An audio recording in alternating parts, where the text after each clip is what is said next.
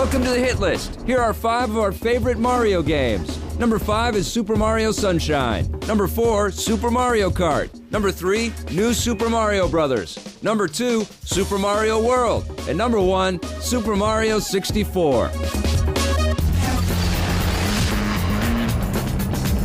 Welcome back. We're going to talk about a couple of sci-fi shooters. If you've been paying attention, there have been a few dozen of them this year. Gears of War, BioShock, Halo 3. Yep. We got Half-Life 2, of course. We got Time Shift is out there.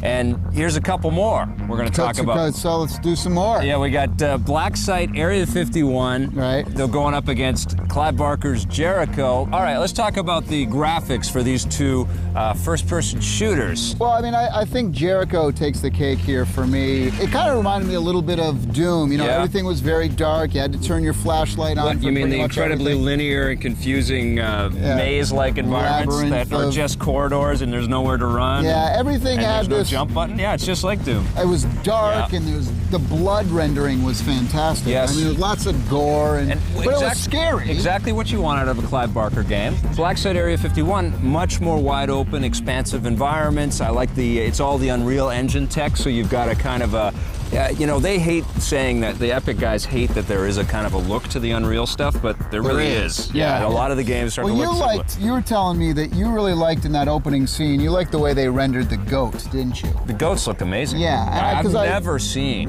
better looking goats. I mean, I saw you. You were getting a little horny. What? You were getting a little horny. No, I was working with you for a little bit. When you saw the goats. No, I wasn't getting horny. Goats were turning you on. No, that's not true. Those were good goats. You've got a really sick, twisted mind. I remember now why we haven't had you on the show for a while.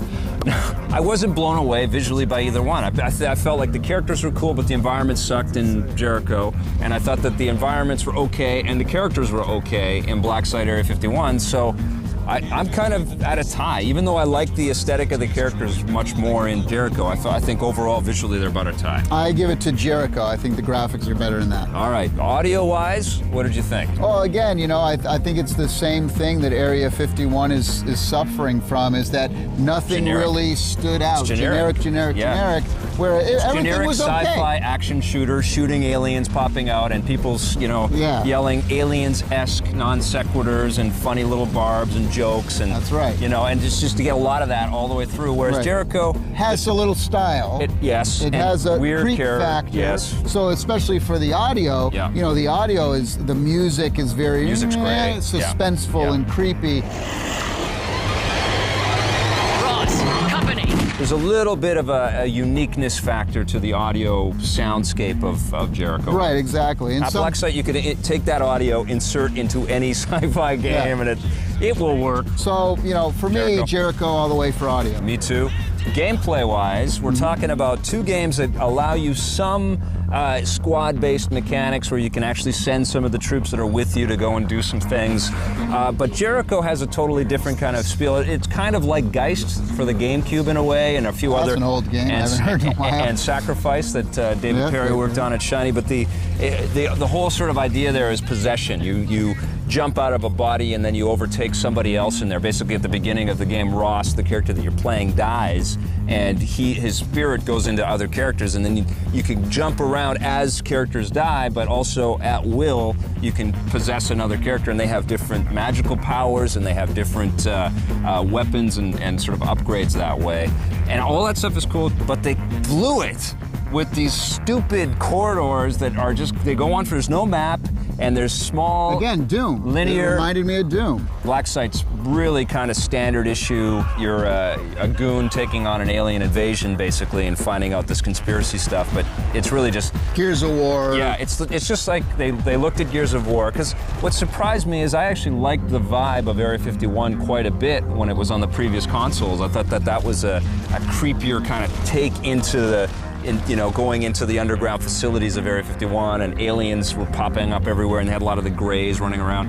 And this one just felt so run-of-the-mill. It's pretty hard to be excited about either one of these games, but I think, for me at least, gameplay-wise, Jericho delivers a few, you know, special, cool things that I liked and picked up on. So I'm going to give it to Jericho. Yeah, you give it to Jericho. Overall, Jericho? I do, overall. All right. So what are you going to give the Jericho game? Jericho is going to get a 7. 6.5 for me. What about Black Site Area 51? That's getting a 6. I'm going to give that a 6 as well. There you go. 2 more sci-fi shooters to add to your collection, or not. Probably stick with the or not part. If you're going to pick up either one of these games, though, pick up Jericho. It's a little bit better. Today on the show, Tommy and I took a look at Super Mario Galaxy. The puzzles and presentation are superb, and this is definitely a must-buy game, but we both felt that it's a little less revolutionary than some of the previous Mario adventures. Mass Effect. The story is fantastic and the visuals will blow you away, but the slower pacing and graphical glitches may really bug you. Uncharted Drake's Fortune. The visuals and animations are incredible and exploring the island is a blast, but the game is short and does get a bit repetitive with the gun battles. In Versus, we took a look at Black Site Area 51, decent character design and some wide open environments to fight in, but the whole thing feels incredibly generic and forgettable.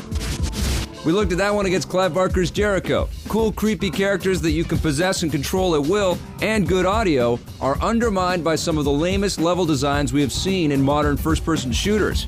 We didn't really groove on either game, but if we had to choose, it would be Clive Barker's Jericho. The Rogers Video Game of the Week is a tie. Super Mario Galaxy and Uncharted Drake's Fortune. I need to start growing facial hair, though. You can do that. I got the mustache. I'm not old enough yet. There's a duck behind you. Just hanging out, helping us.